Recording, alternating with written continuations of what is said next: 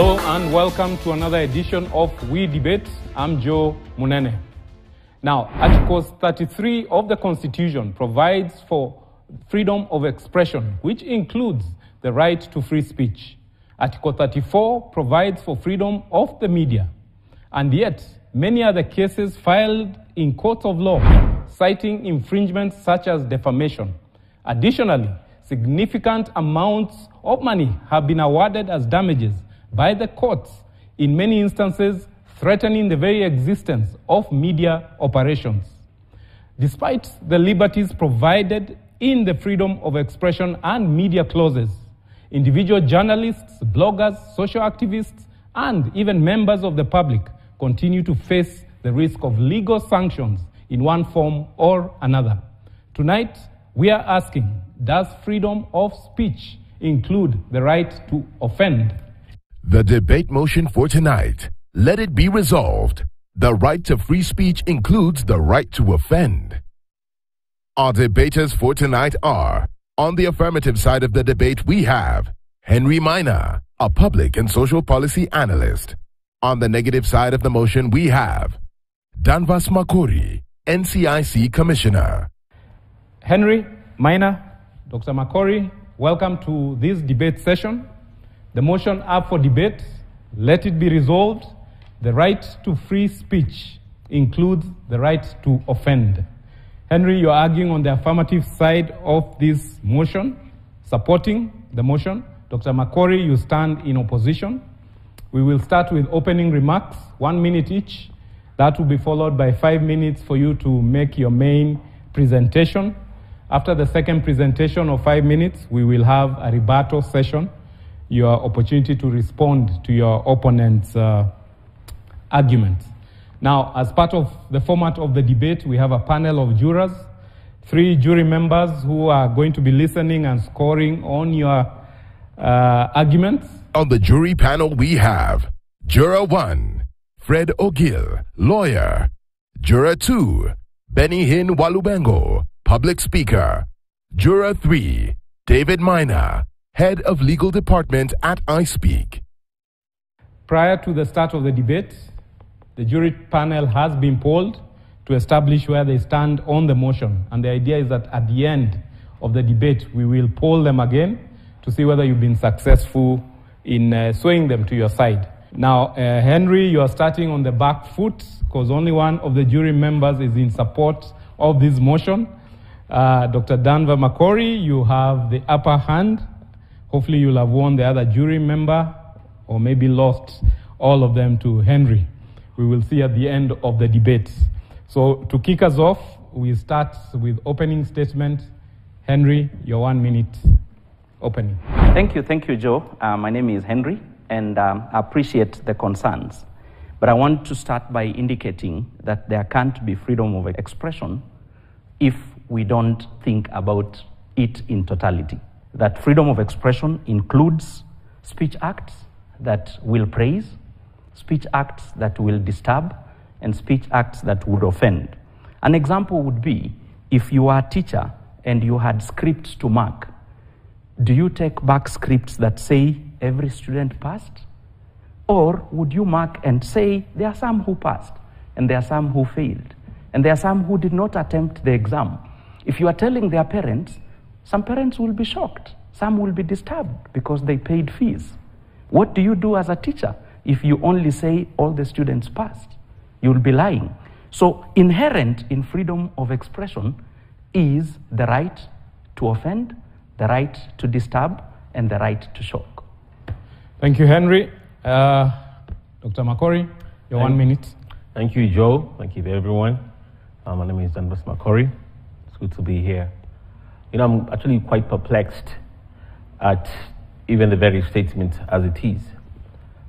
It reminds me of the biblical story of the Garden of Eden, whereby they were given everything to eat apart from one thing. But they left everything and went for the one thing. Think of all the gambits there is in communication. There's so many. You do journals, you can even do criticism, you can do so many things in communication. We read newspapers, we watch television, there are movies. There's so many things out there within freedom of expression that is guaranteed in our Constitution. Yet we want to go for that thing that is, to me, and you will see clearly later, actually quite illegal. Offense actually is quite clear in our Act and the Constitution, because there's a limit to what you said, that the statement is actually not true. Freedom of speech is not freedom or right to offense. Thank you very much. Henry, we come back to you now. You have 5 minutes to build your case, make your main presentation. Okay, the starting point of this basic argument, and I agree with my opponent, that for freedom of expression to exist, one, all of us must hold an opinion. For us to hold an opinion, there must be room for us to say yes to something and to say no to it. Otherwise, if all of us were only to say yes, and that is what the expression we ought to render, then there would be a problem. Freedom of expression itself would have been denied. So we must begin to understand that corollary to freedom of expression is the right to hold opinion, and that opinion ought not be agreeing with everyone. So that if I love red, somebody else must say I love black. And both opinions are okay, as opposed to having a choir. But even in the choir, people sing on different melodies, different sounds. That's what makes a good choir. If all of them were to sing using the same instrument at the same melody, then there is no choir. So that is the starting point, that inherent in freedom of expression, there must be freedom to offend, freedom to disturb, freedom to shock. I gave an example of a school and a teacher, and I want to use a different example. Assume we've just come from big elections, and you are Chebukati, the person to declare winners and losers. And you are at Bomas, and you say everybody won, after Kenyans have been waiting. Because if you said somebody lost, you would offend them. So the issue of right to offense here is not, and I want to help in framing it, the issue to right to offend is not equivalent to right to incitement, is not equivalent to right to defame, is not right to abuse, but it is a right to ridicule. It is a right to critique. It is a right to say Henry Maina does not have hair, even though he's not pleased when he's reminded he doesn't have hair. So what we need to understand in that is that for a democracy to exist, people would hold different perspectives.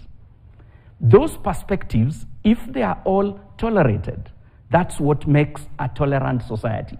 Otherwise, we are a monoculture of sorts, and we will all agree we are dying out of COVID, but if the message by our leader was there is no COVID, we will all say there is no COVID even when we are dying.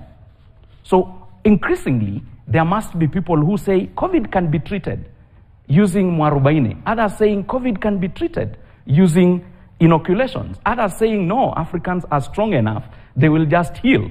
But all of us agree there is COVID.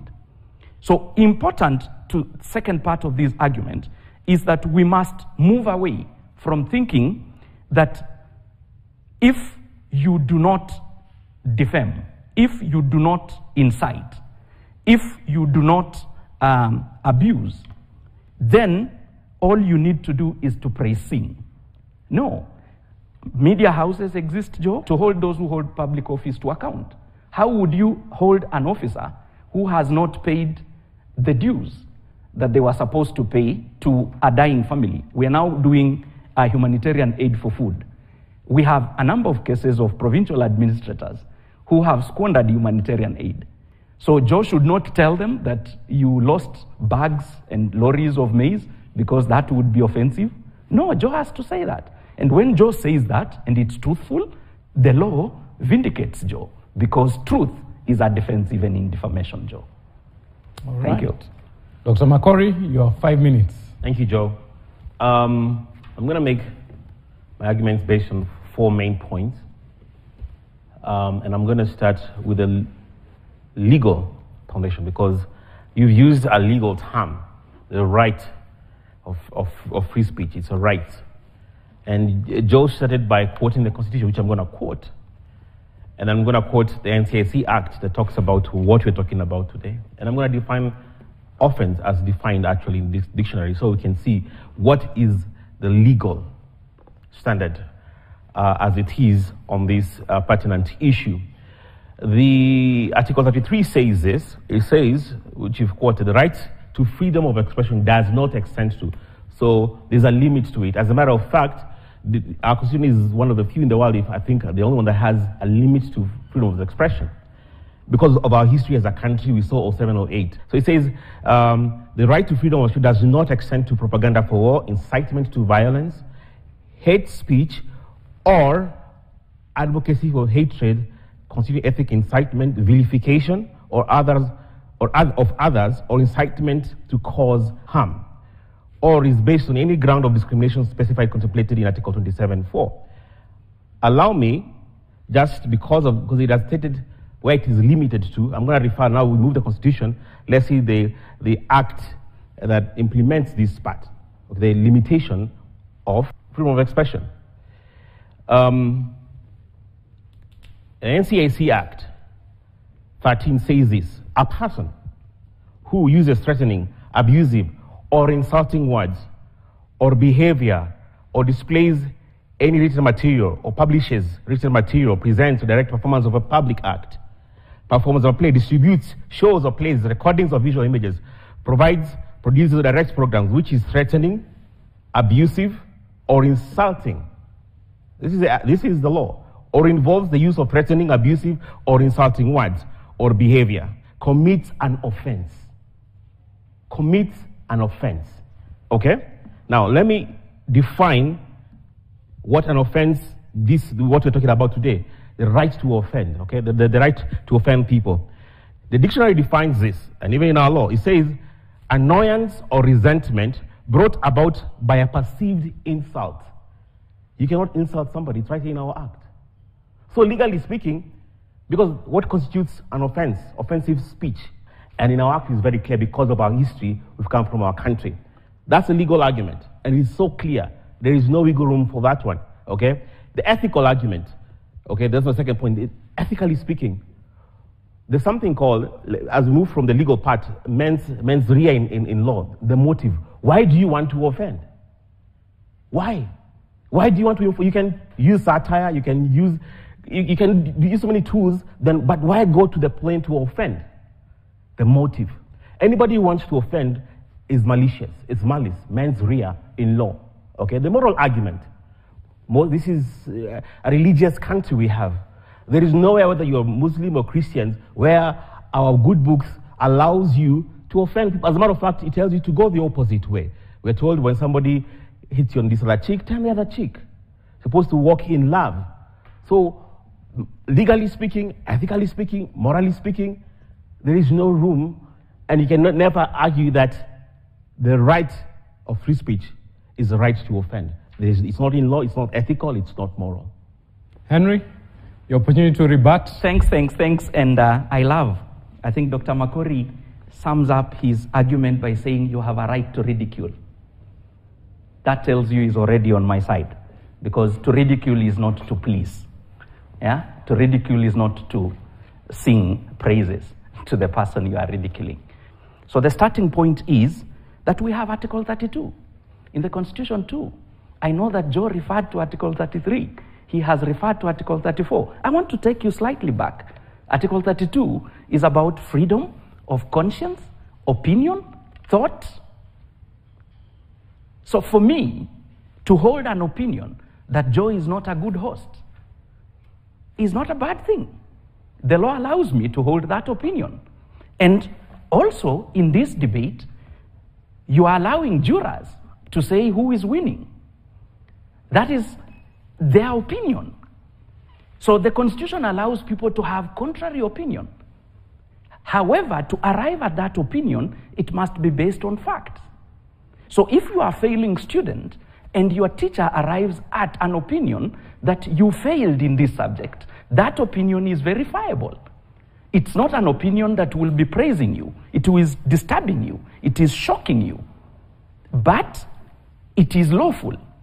So I hear what Dr. Makori is speaking to, but there is speech which is not protected, and there is speech which is protected. The right to offend is part of the speech that is protected. I want us to go back to Article 34 that he studiously read to us.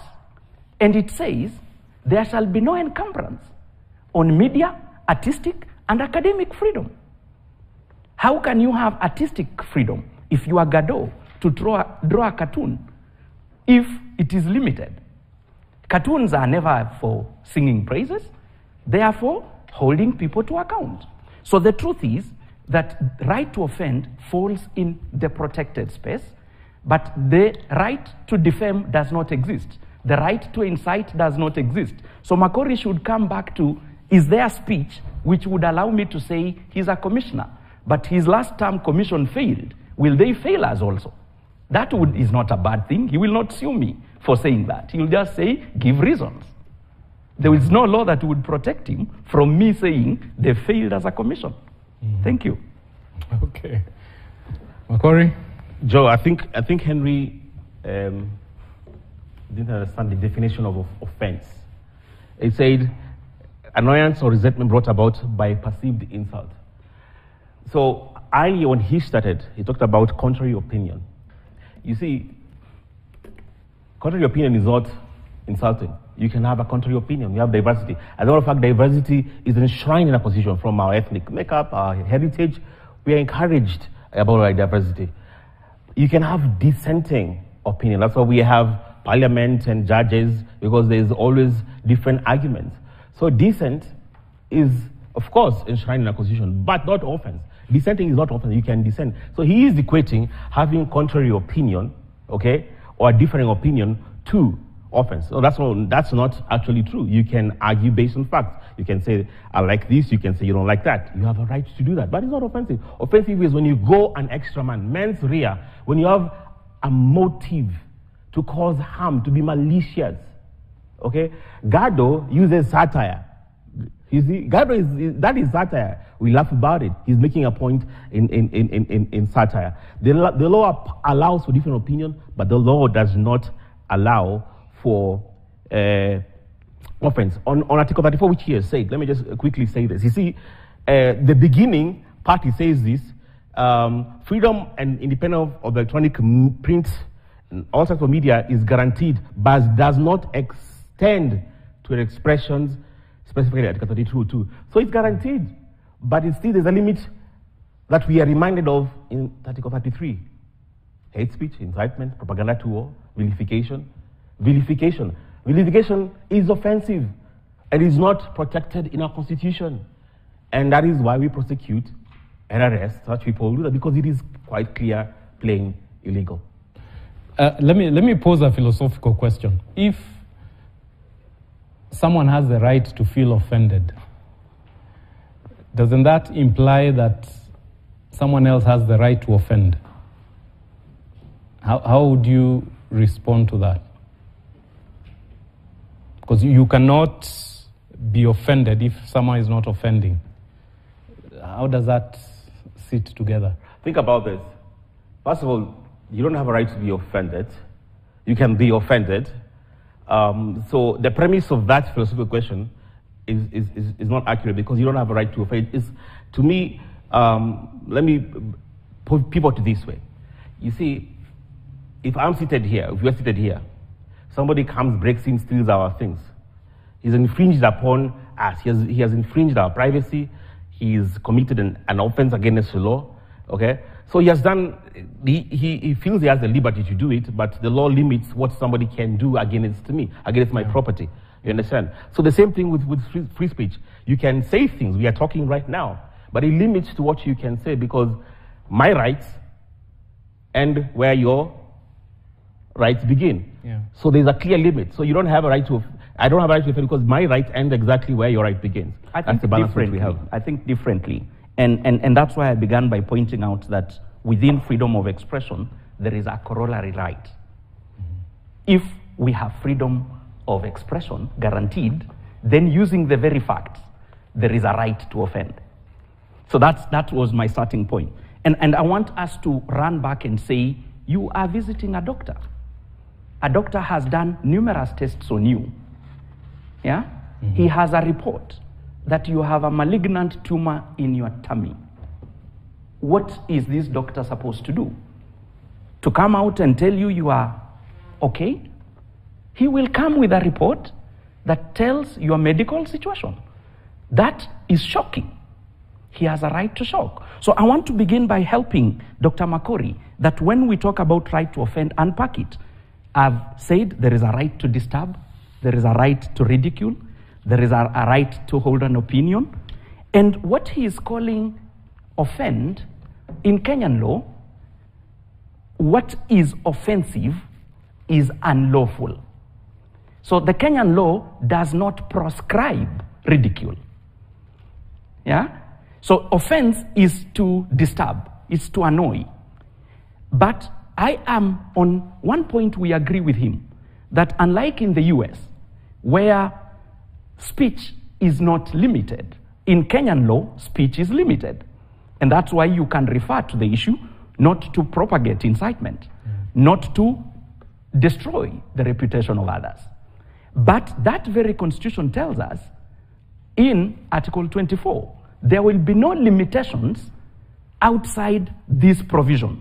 So you cannot bring new limitations. The limitations that the Constitution provide are enough. So if Makori begins to read anything that disturbs him is unlawful, that would not be good reading of the law. He needs to come back and understand that in critiquing, in ridiculing, in writing an opinion piece in the Standard, you will be saying something that disturbs the person who holds an office.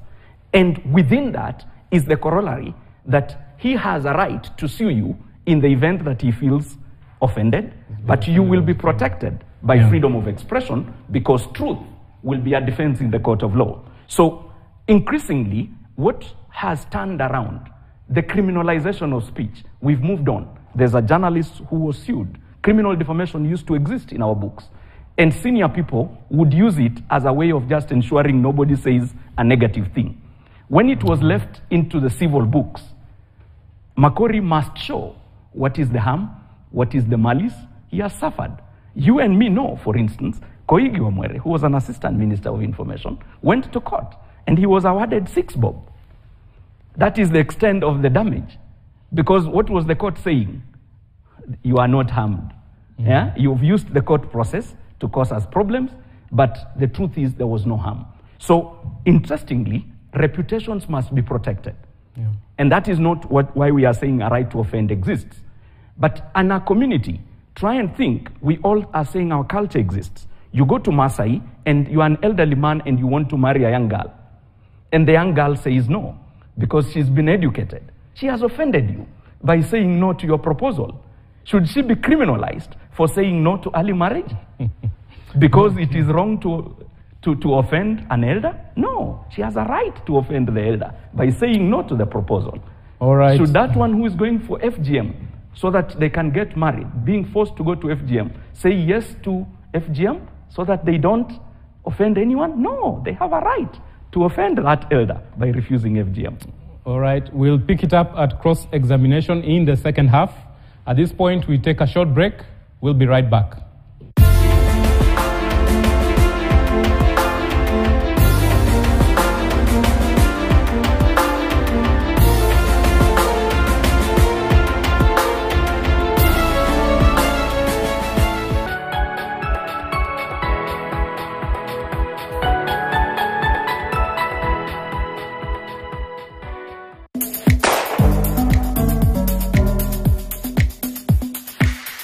Tuko katika trials ya World Cross Country Championship na leo zaidi ya wanariadha 300 watakuwa wanahusika hapa. Kumbuka yote 910 Lotto Foundation ndio imefanikisha shughuli kama hii kuhakikisha kwamba jina yetu kama Kenya inabaki pale juu katika masuala ya riadha. Lotto Foundation, I can say that is one of the foundation that has really helped us as athletes. Yeah. Nashukuru sana. So endelea kucheza Lotto kwa sababu 25% ya pesa ambazo unatumia kucheza zinakuja kufanikisha masuala kama hii. Thank you for your help.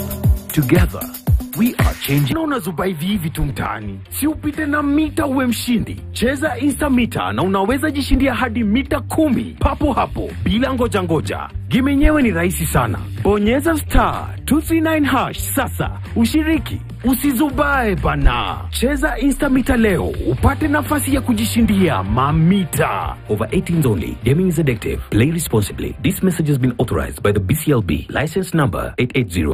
Tomorrow night on KTN.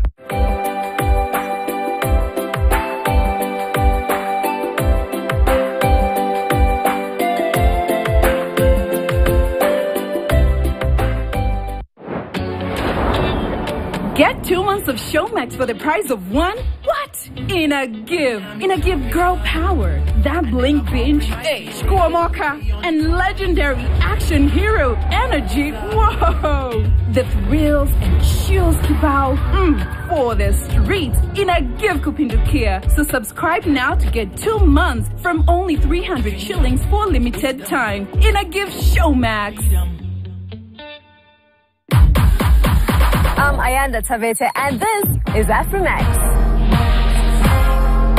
It's a journey across the entire continent into a variety of cultural work. We highlight the creative spirit in Africa and how it affects the design space, from the history that defines us to the future that is waiting. We get to the heart of African design philosophy to find out what makes creatives tick. Join us as we seek out the continent's finest design innovation, from interior and architecture, fashion, food, and the arts. It's all on Afrimax. Try this.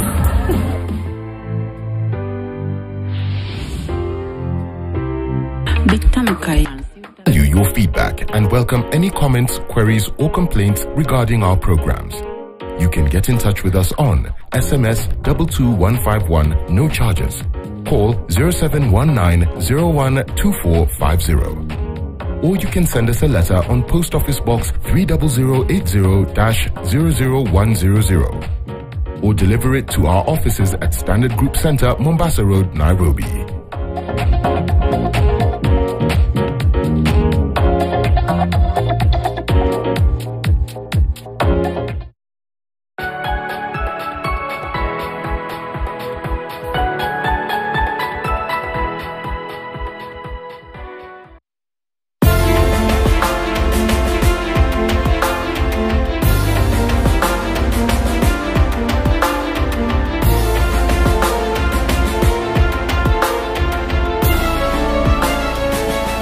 Welcome back to the debate.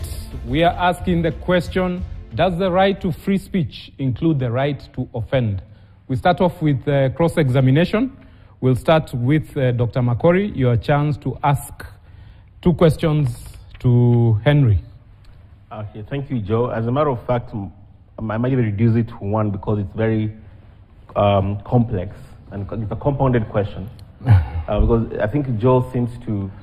Henry seems to mix different opinion, dissenting opinion equals to offensive speech.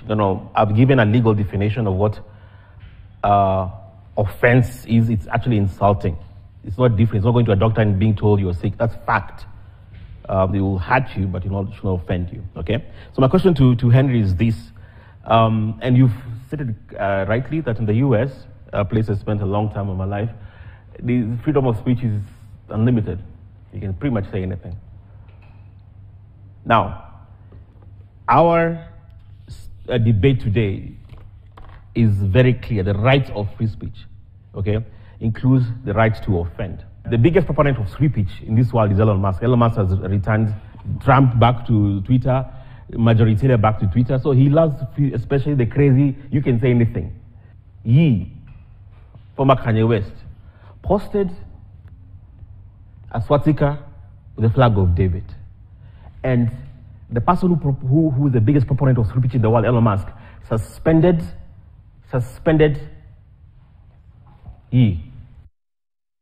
If the right of free speech includes the right to offend, what Ye did was highly offensive, it was anti-Semitic. How comes he was suspended from Twitter and the biggest proponent of free speech in the world is Elon Musk, and he has brought about the craziest people back, but he said, no, enough is enough, you cannot do that. All right. Henry? Okay, it's an easy thing. Of course, Daktari ran to a dictionary definition of what is an offense.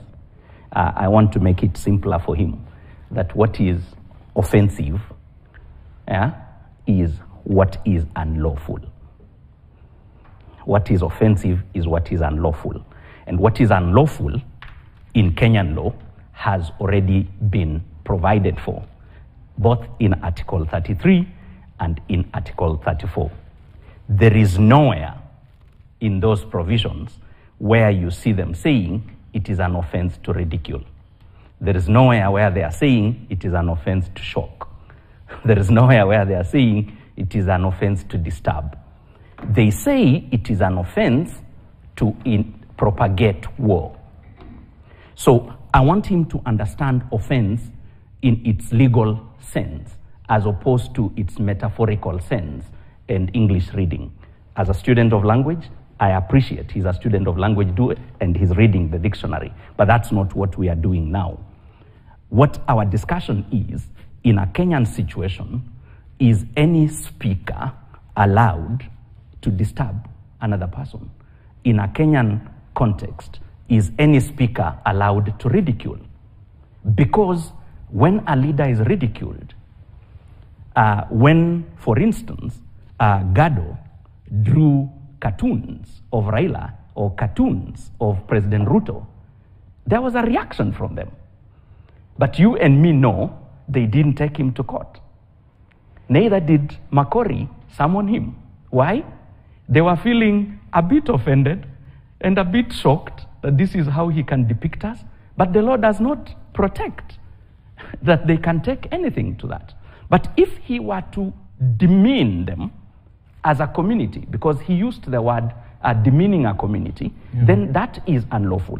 So I want us to understand that the concept of right to offend is tied to the concept of saying yes and no as speech acts. So the law does not permit people to be tortured so that they just are praise singers. The law allows them to say, this I do not agree with, this is nice, this is friendly, this is beautiful, but this is ugly. When they say that, the recipients of the speech acts are shocked, are disturbed, but that is what the law permits. Okay, your response to the second part of... why Elon Musk decided to do this? I can tell you that Elon Musk has been preaching that he is the vanguard of free speech. But he has just come to reality. Why? You and me know that in a number of universities, Virginia Tech and others, there have been shootings on the basis of incitement to hatred. So while America was the only country in the world that has a blanket free speech, it is joining Kenya and continental Europe, which proscribe incitement to hatred, to violence, and genocide. So when you offend, it doesn't mean we are saying offense to that extent. We are saying disagreeing, disturbing. And I used very good examples. Doctor, teacher, nurse, your daughter. My daughter says, Daddy, you are not looking smart today. It's not a pleasant statement, but I take it. I run back to the room and ask her, Mama, what could be wrong? I drop a suit, I pick another one, and I come out and she says, perfect, Daddy. And that is what free speech is about. If she was not allowed to do that, then somebody else would be telling me on the road when it is too late that the suit is torn. So criticism is part of offense, disturbing and shocking. So I agree with you, Makori, that the law exists and all of us must read the law. The metaphorical meanings, that we can leave outside the debate, because today you chose to focus on the law. I've come back to the law. The sociolinguistics meanings we can discuss next time. Henry, your questions to Daktari? Perhaps the question would be largely rhetoric. Makori does not believe that people can have a right to offend. Does he have any scripts when he was a student? Because I know he's a good scholar, he's a PhD. When they brought back his thesis with a lot of comments. Didn't that disturb him? Go ahead. It's a point of entrance, because if anybody who's having a loose and metaphorical definition of offense, actually it's you, Mr. Benalot, because I started with the law, because the law is very clear on what offense is, okay? And I'm going to quote you what you right now have said. Actually, as a matter of fact, what you said should have ended the debate. Joy Rosby will have ended the debate, because you just said, I'm going to quote, you said, what is offensive is unlawful, right? Yeah. That's exactly what you said. I think that's the end of the debate then.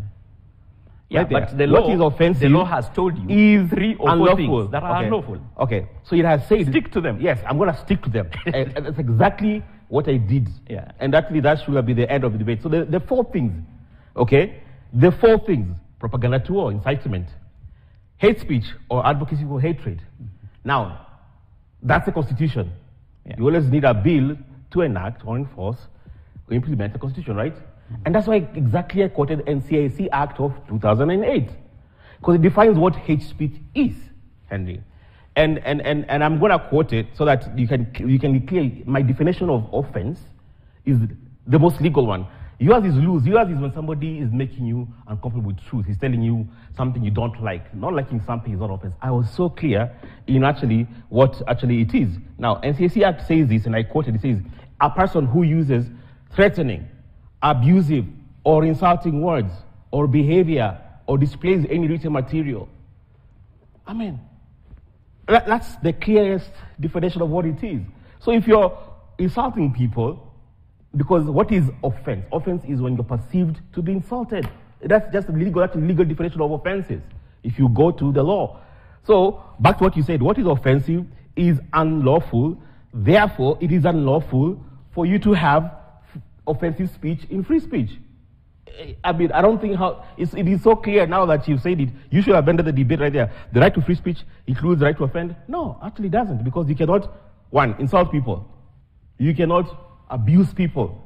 You cannot threaten people. That is our law. This is our act. NCIC Act of 2008. It is so clear. So if what is offensive is unlawful, it is right here. So when my professors came back, no, actually it is criticism. Criticism is not offense. No, we are allowed to do that. Okay, dissent is not offense. We are allowed to it. But what we are not allowed to, good people, is to insult people, is to abuse people, which is the definition of offense. So if what is offensive is unlawful, it is clear. Free speech does not include the right to offend. Now, I'd like to cross to the side of the jurors and get some questions from the jury panel.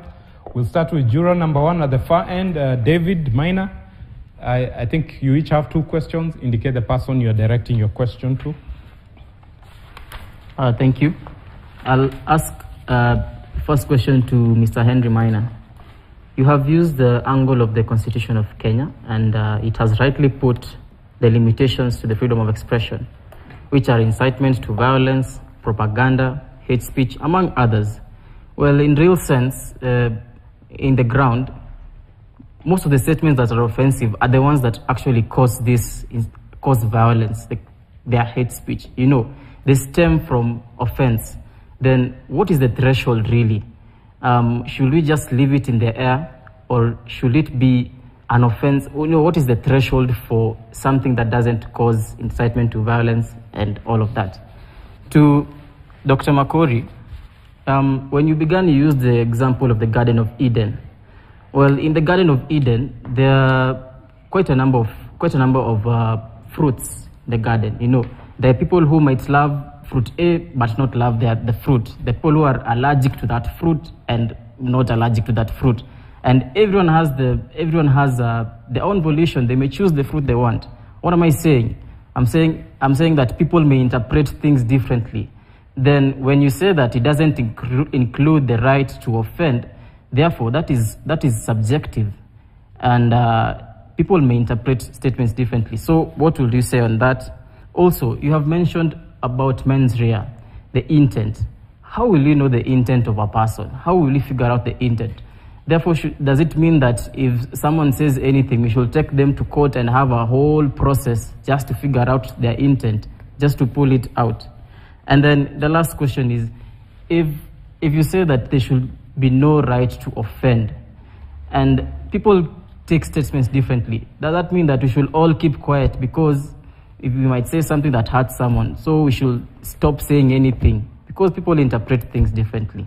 I think we'll pick Henry first. Okay. Thanks, David, for the question. The Constitution of Kenya understands that there will be room for picketing, for dissent, for criticism and ridicule. And that's why it spells out the issue of propagation to war and incitement to violence, incitement to genocide as thresholds. And I've been perhaps slightly lucky that I was involved in developing the threshold. The threshold is called Rabat Plan of Action. In Rabat Plan of Action, how you differentiate protected speech and unprotected speech, there are 6 parts. One is who is the speaker. So there are words he may say as a commissioner, and I may repeat them, and the effect would be different. Because that's why, say, former president of US saying go to Capitol Hill and me saying go to Capitol Hill have different meaning. So, the status of the speaker. 2, the state of the audience. 3, the context, the speech act itself. Yeah? And there are many, many others. The Rabat Plan of Action is a document that I know that Dr. Makori and team have been advised to look at by the Office of the High Commissioner for Human Rights. Fortunately, it was developed by Henry Maina, Professor Githu Muigai, as one of the experts globally. So we are not saying in this situation that everything goes. All we are saying is that there is a threshold within which society has to sanction those who propagate war, those who propagate incitement. But I must also tell you that it's not every speech act that is offensive would result in war. So that is how I would help in moving that. And I want us to all remember, in 2013, there was a play by Butere Girls called Shackles of Doom, which had been banned from showcasing at national level. Why? Senior people in the Ministry of Education and others had said, do not tell the king he's naked. When they went to court, Mumbingugi, the judge, now in Court of Appeal, said it must be shown and showcased at State House. Meaning, it is disturbing, it is offending, but it is within the limit. That is also from our courts and reading all Kenyan laws. So my interpretation of what is offensive, Makori, is to point out that yes, our constitution spells out the issues. Anything that may be offensive or offending and disturbing but falls outside that, like your lecturer's criticism, which brings back your thesis all in red and tells you to do it, yeah, is bad, but it is lawful, so it is protected. Dr. Makori, your response to David's second part of the question? There was the Garden of Eden as well as the mens rea, the intent issue. And the right to offense and the interpretation of it. Because it was, I almost have a 4-part question, but I just summarize this. You see, the issue of Garden of Eden was the issue of free will. Okay? By academic training, I tend to be a theologian. And the issue there was actually free will. And here is a question. You have millions of options. Literally, there are thousands of options, but only one prohibition. So the question is, why would you leave the thousands of options? Thousands. You've been told you can choose anything and have anything, but just leave this one. Why? That was the issue, you understand? So the other options, if you're allergic to this one, you can pick this one. You know, that's why there's thousands of them. So you don't like green, you can eat this, you can eat that. That is up to you. But achana na. That was the issue. Mens rea, I think, you know, one of the things especially goes to, let me use the criminal justice systems, especially when it comes to things like murder. You know, we have first degree, second degree, third degree. And first degree is when there's premeditation. You thought about it and acted upon it. It is not reactive. That's why it was manslaughter, whereby I'm angry today, I can be dancing with him, with Henry, I'm just jostling with him, and then I push him, he hits the wall. That's manslaughter. It wasn't intentional.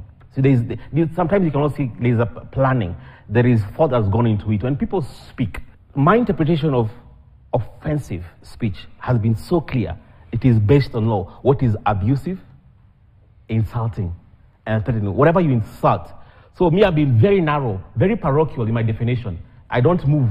It is what is insulting. If I insult you, that is offensive according to the act. It's not saying, you know, I'm giving you news that is not good to you. You know, hey, you failed your exam.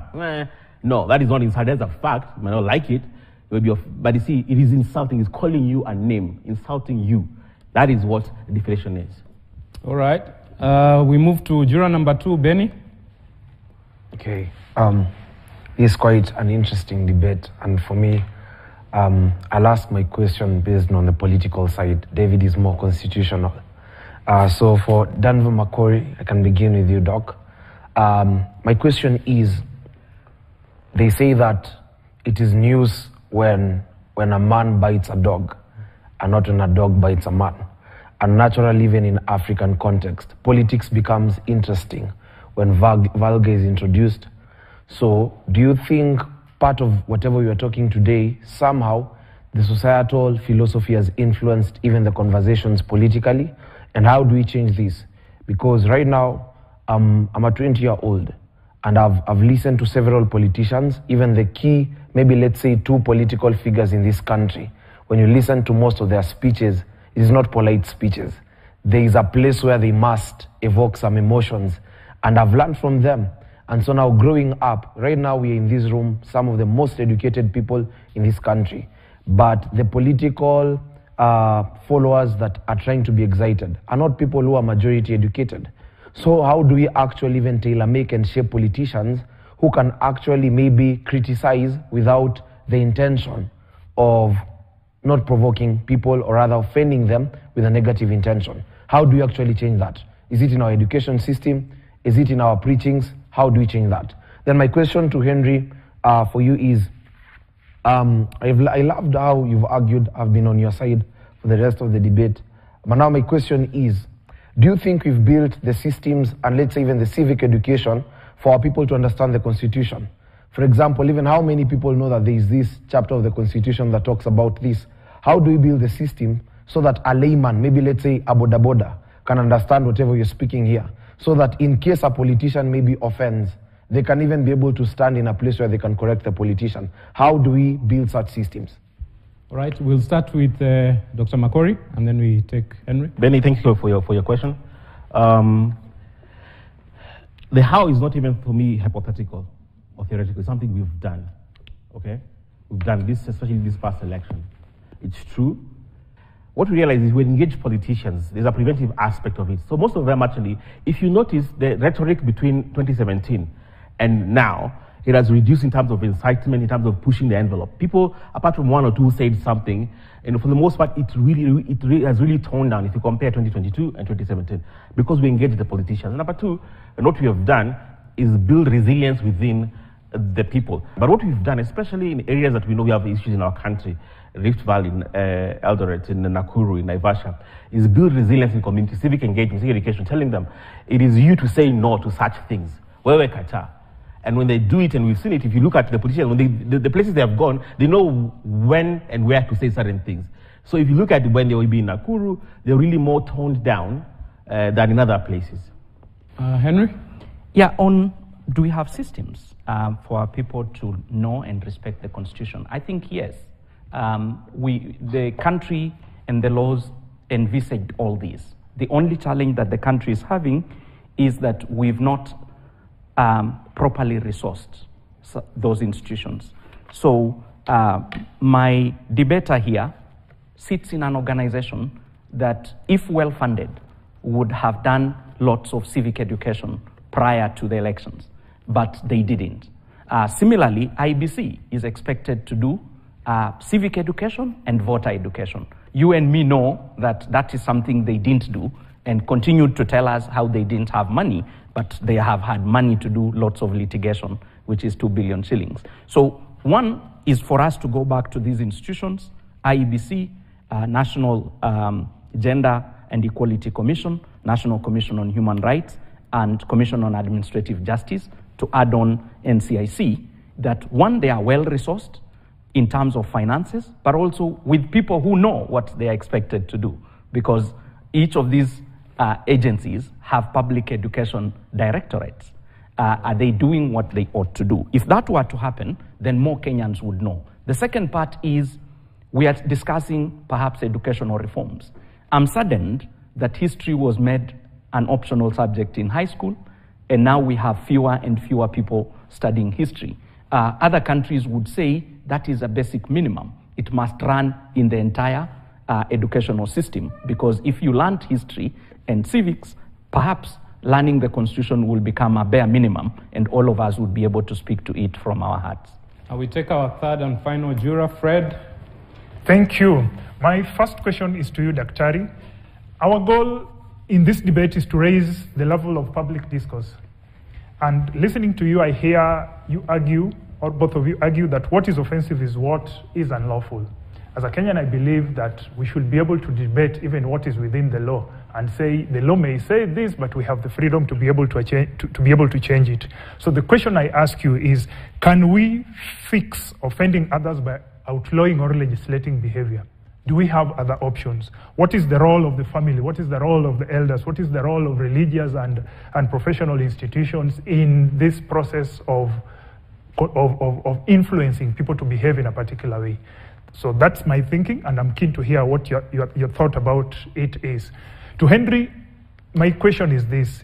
Listening to you, I feel that you are defining offending as ridiculing somebody, criticizing somebody, or having a different perspective. You kept repeating it, and I think you tried bringing it to your attention.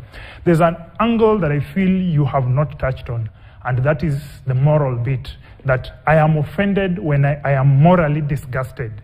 So I am keen to hear, how will you handle these people whom you are supporting? Yes, you have the freedom to speak. If this person has offended, then it is the other who is giving feedback that I am offended, meaning that it will change from person to person. How will you handle people who are on a regular basis abusing, using ethnic slurs, or uttering things that are offensive to particular people? How do you then handle these people? You have referred to the law and the Constitution, but do you feel it is efficient, or how is there any other way this can be handled? Back to you. All right, we pick Dr. Makori, then we'll come to you, Henry. That's a question that requires actually almost a journal to respond to make that argument. There are options, and the question, can you legislate behavior and morality? If there is true evidence that you cannot do that, is the 10 Commandments. Okay? It is clear that you cannot change people by laws. You cannot change people by behaviors. Laws are there to protect people, not to change people. So history has proven the Israelites, the 10 Commandments did not change them. Therefore, forbidden to do so many things, thou shalt not, that shall. They did exactly those things. So you cannot legislate morality. You can never legislate morality. Morality is there. What you can do is what we are doing today, for example, is the act of persuasion, is making an argument, persuading people, because that's how you alter and change behavior. If somebody is going this way, if you tell them, if you go this way, this is the danger of going this way, it is more likely you persuaded them to turn a separate or different direction. Okay. We don't have the time, of course, in our culture, and in this country especially. That's why I argued those main points: the legal point, the ethical point, and the moral point. So we have issues with ethics and issue of morality. I'm glad you brought that issue, because from the people who can have influence, even them, they're not having that much influence. So there are ways how we can change society, and it has happened over the past. We have seen countries move from very liberal value system like Netherlands to very conservative. Netherlands was the first country to legislate and authorize marijuana. Now they are actually clawing back those laws. They did it almost 40 years back, 1970s, when it was even unthinkable. Now everybody's doing it. Now Netherlands is swinging the other way, okay, because of public discourse and engagement. They're realizing, okay, maybe we went a little bit too far. Maybe we need to check ourselves. The same thing with the U.S., with the issue of abortion. In 1970, it was legal. Now we've seen the Supreme Court clawing it back and saying it is not. Now states are arguing. Okay, and there's that conversation, and it is a moral issue, because everybody's saying, okay, it's wrong, it's right, it's the rights of life, and so on and so forth. So over time, societies do change. If we have leaders and people like you and I who can engage in the discourse, tell people this is the way to go, we should do this. The bit about stakeholders, the family, the rest. That's what I'm saying. Now, this is the people now who should engage, because the people who have influence, of course. Let's face it. Like you do a song about if the children don't have parents, who's gonna teach them what is right? It begins in the cell of a house, because that's why I was shaped.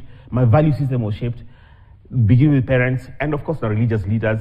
Are they doing a good job? I think sometimes yes, given the circumstances, but in my generation, I don't think we're listening to them as much. The key influencers, now we have something called influencers, TikTok and so on and so. That's who are influencing. That's a very powerful term, influencers. Those are the ones changing our value system. So we target the influencers to target the main masses to change their way of thinking. We can succeed. All right. Henry, the question on morals? Yeah, one is to begin understanding that morality is a shifting post. And increasingly, we are in a society that is multicultural. So, for instance, I come from a community that circumcises young men. But we live in a country where we have communities that don't circumcise young men. So one is to accept this diversity as part of Kenya, that we do not seek to universalize the culture or the morality of one for the whole. So that is the first challenge. And for us to do that, there must be free speech. Otherwise, one team will talk over the others into silence. The second part is to indicate, and I pointed out that in this, I understand the debate properly, and all I'm trying to say that we come from a society that says this size of speech is protected. There is some that falls outside the protection. So if you are going to indulge in what is public immorality, for instance, but on others, we need to continuously debate. So there is a debate, for instance, on death penalty, which is still out here. The country has not arrived at a solution. All right. We will continue to debate if we can allow each other to express even offensive views on death penalty. Otherwise, there will be no debate. That brings us to the end of the jury questions. Now, debaters, you have 1 minute to make your closing statement. We start with you again, Henry. Closing statement. It's been great to listen to my co-debater. The only thing I want to remind him that within the freedom of expression is a certain protected area of speech, and that protected area of speech may not sit pretty with everyone. It will disturb them, it will shock them, but it is not unlawful. Thank you. Okay. Thank you, Henry. Dr. Makori. Thanks, Joe, and thanks the members of the jury for your awesome question. I think mine is simple. This is important. And beyond the debate, we live in the real world, and I work in the real world, and I know the powers of words.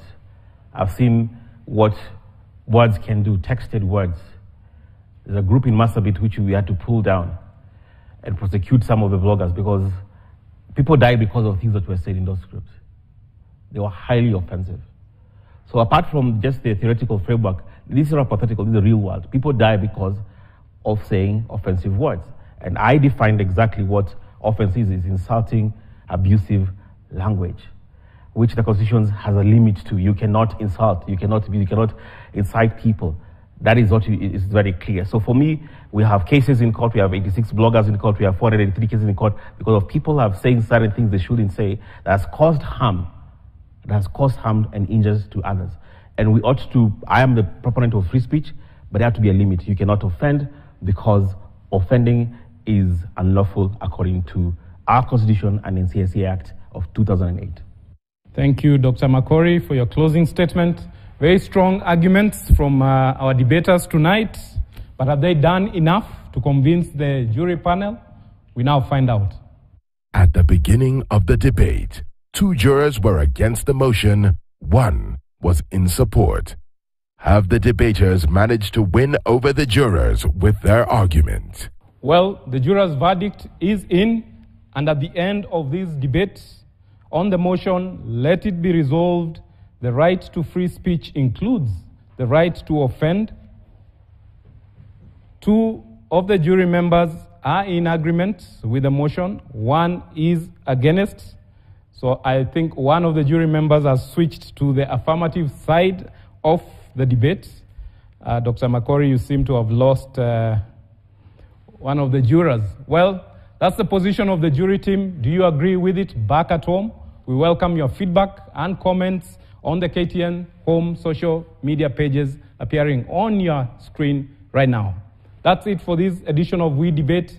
We thank our 2 debaters. Thank you to the panel of jurors. Thank you to our location host, the Norfolk Hotel, the KTN team behind this production, and most importantly, you, the viewer, for staying tuned to this important conversation. I'm Joe Munene, and we'll see you at the next debate.